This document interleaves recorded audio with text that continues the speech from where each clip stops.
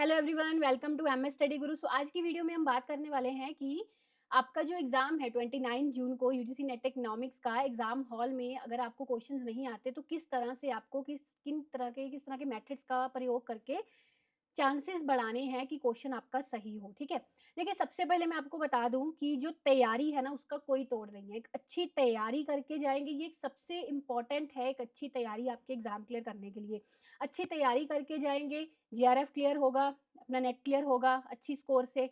ठीक है ना, पर एक अच्छी तैयारी के साथ साथ कुछ चीज़ें होती हैं जो ज़रूरी होती हैं। मतलब अगर आप एग्ज़ाम के वक्त एग्ज़ाम हॉल में इन चीज़ों का प्रयोग करें तो आपकी स्कोर और बूस्ट हो सकती है। पर मैं एक चीज़ बता दूं कि अगर कोई बच्चा एग्ज़ाम की तैयारी नहीं करके गया, अच्छे से एक गुड प्रिपरेशन के साथ एग्ज़ाम में नहीं गया और एग्ज़ाम हॉल में बैठ के सोचे कि भाई मैंने तैयारी नहीं की और मैं सिर्फ तुक्कों वगैरह से या इस तरह की टेक्निक्स से अपने स्कोर बढ़ा लूंगा, मार्क्स बूस्ट कर लूंगा, तो वो बिल्कुल भी सही नहीं है। ऐसे कभी भी तुक्के लगाने से नेट जेआरएफ कभी ना किसी का क्लियर हुआ है ना होगा। ठीक है जी, सो तैयारी सबसे इंपॉर्टेंट है। बस एग्जाम हॉल में ये जो आपको टिप्स बताऊंगी इनका प्रयोग करके आप अपनी स्कोर को बूस्ट कर सकते हैं। ठीक है, देखिए एक चीज और समझिए यहाँ पे ध्यान से कि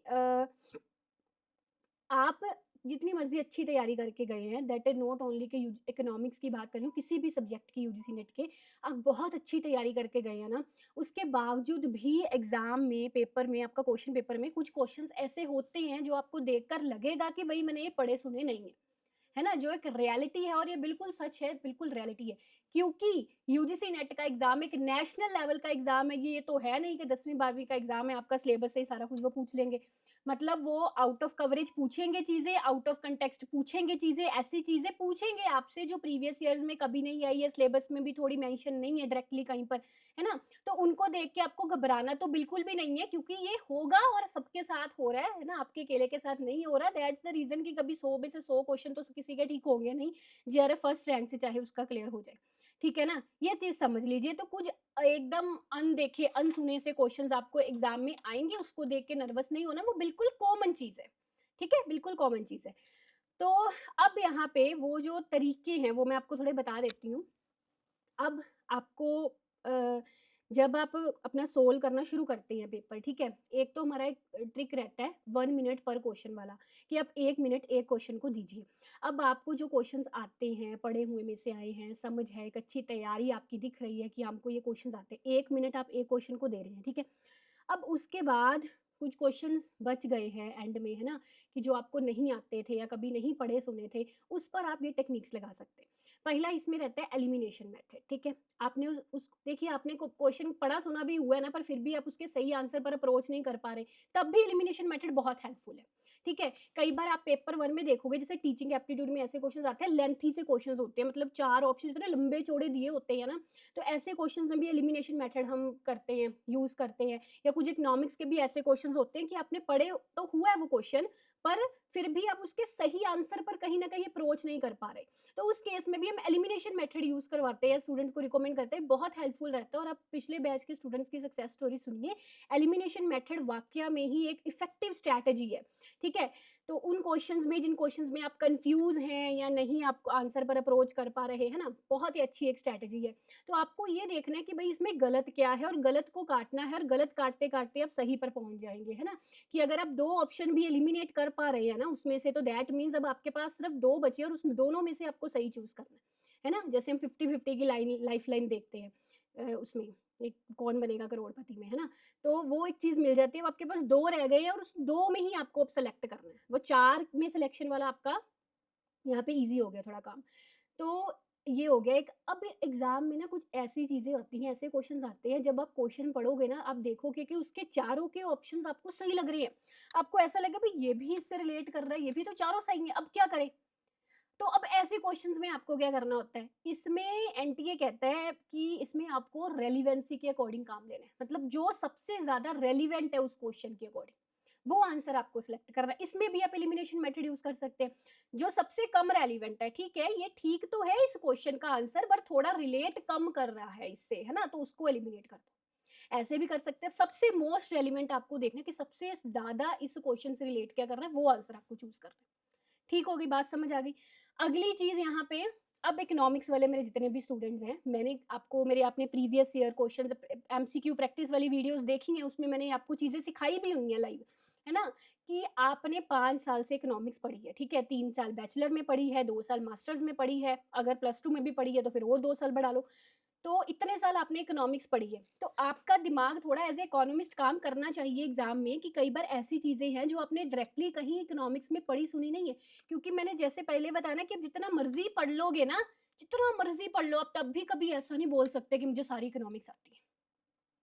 मैं 7 साल से इकोनॉमिक्स मैंने पढ़ी है, 5 साल मुझे इकोनॉमिक्स पढ़ाते हुए को हो गए हैं, फिर भी मैं कभी ऐसा नहीं बोल सकती कि भई इकोनॉमिक्स सारी आती है, कोई चीज़ ही नहीं ऐसी है जो मुझे नहीं आती इकोनॉमिक्स में, नहीं बोल सकते, बहुत वाइड है चीज़ें। ठीक है? तो कहने का मतलब आपको एग्ज़ाम में इकोनॉमिक्स की ऐसा कोई कांसेप्ट ऐसी चीज़ दिख रही है, आपने नहीं पढ़ी सुनी है, अब उसमें आप अपना थोड़ा इकोनॉमिस्ट वाला ब्रेन लगाइए।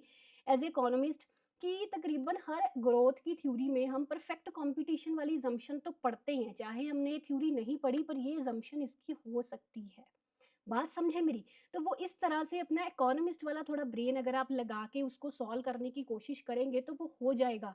मोस्टली आपने जो इकोनॉमिक्स में असम्पशन्स पढ़ते हैं थ्योरीज़ की, या मोस्टली आप पढ़ते हैं कि ये कांसेप्ट का में हम ये अज़्यूम करते हैं इसमें, है ना? उसके अकॉर्डिंगली आप उस थ्योरी में या वो नई चीज़ में अपना थोड़ा दिमाग लगाएँ, अपना जो अभी तक आपने इकोनॉमिक्स पढ़ी है उन चीज़ों को थोड़ा अप्लाई करें उस पर, तो उस क्वेश्चन का सॉल्यूशन तक हम पहुँच जाते हैं। बात समझे हो? इस तरह से आप कर सकते हो। अगली चीज़ अब यहाँ पे तीसरी चीज़ आ जाती है, वही आपका कॉमन सेंस, है ना? कुछ क्वेश्चन्स ऐसे होते हैं जिनमें हमारा कहीं न कहीं कॉमन सेंस भई कि ये चीज़ तो हो नहीं सकती, है ना? मतलब आपको मान लीजिए कोई इंडियन इकोनॉमी से क्वेश्चन पूछा है, उसमें 4 ऑप्शंस दिए हुए हैं, अब च आपने नहीं पढ़ा उस चीज़ के बारे में, कभी नहीं आता आपको। चारों ऑप्शन पढ़ के भई ये वाली चीज़ तो इंडिया के लिए हमने इंडियन इकोनॉमी पढ़ी है, पर ये चीज़ तो इंडिया के लिए थोड़ी सही नहीं लग रही, मतलब ये ऑप्शन नहीं हो सकता। हाँ, ये चीज़ इंडिया के लिए कुछ-कुछ सही लग रही है, ये हो सकता है, इस तरह से थोड़ा प्रयास करिए, है ना? मतलब जो पढ़ा हुआ है आपने उसको अप्लाई करने में, चाहे वो डायरेक्टली आपने नहीं पढ़ा कभी, ठीक है? पर उन चीज़ों को अप्लाई करके अपना कॉमन सेंस साथ में जोड़कर उन चीज़ों के आंसर तक अप्रोच कर सकते हैं। पर ये ना थोड़ा टाइम, अगर इसमें आपको टाइम लग रहा है, जैसे मैंने पहले ही कहा था कि आपको 1 मिनट 1 क्वेश्चन को देना है, उसके एंड में जो आपका आधा घंटा बचेगा ना मार्क किए हुए क्वेश्चन को तब आपने देखना है। तब आप उन क्वेश्चनों को अप्रोच करिए जो आपको डिफिकल्ट लग रहे थे, नहीं सोल्व हो रहे थे, अब थोड़ा तब दिमाग दौड़ाइए, कॉमन सेंस लगाइए अपना, तब इकोनॉमिस्ट वाला वो ब्रेन उसमें अप्लाई करिए, तब जाकर। पहले जो आता है उसको आपने कर लेना है 1 मिनट वाला कांसेप्ट लगाकर। समझ गए? अब अगली चीज़ यहाँ पे ये है, हाँ, एक बहुत इम्पोर्टेंट चीज़ है प्रेजेंस ऑफ माइंड। आपका पता क्या होता है, कई बार ना हम जल्दबाजी में क्वेश्चन को सही तरीके से नहीं पढ़ते, और ये बहुत बच्चों के साथ ये चीज़ हुई है। मैं जब कई बार ना अपने एग्ज़ाम के बाद जब प्रीवियस ईयर सॉल्व करवाती हूँ तो बच्चों के कमेंट्स आते हैं, मैम ओहो! हमको तो ये आता था, हमने पढ़ा ही नहीं क्वेश्चन ढंग से, अच्छा इसमें ये लिख करना था, ये लिखा हुआ था, हमारे दिमाग में क्यों नहीं आया एग्ज़ाम में? ऐसा होता है, ऐसा क्यों होता है आपके साथ? क्योंकि कहीं न कहीं आपका माइंड की प्रेज़ेंस नहीं थी उस टाइम वहाँ पे, या आप जल्दबाज़ी से काम ले रहे थे, हड़बड़ाहट थी, नर्वसनेस थी कि अगर घर आकर वो चीज़ देख रहे हैं तो आप कह रहे हैं कि भई मुझे तो ये आता था, सही से पढ़ा नहीं गया, है ना? यानी कि कहीं न कहीं आपका प्रेज़ेंस ऑफ माइंड की कमी थी एग्ज़ाम में, तभी आपको वो तब क्वेश्चन नहीं आया, घर आके आ गया।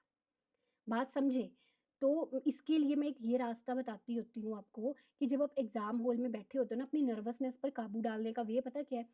आप दिमाग में ये चीज़ मत सोच के चलिए कि भई मैं पेपर दे रही हूँ, मेरा नहीं क्लियर हुआ तो पता नहीं क्या हो जाएगा, ज़िंदगी ख़राब हो जाएगी। एक होता है ना कि बंदे की तलवार रखी हुई है सर पर कि भई क्लियर करना है तुझे, ना क्लियर किया तो बस ख़त्म है काम।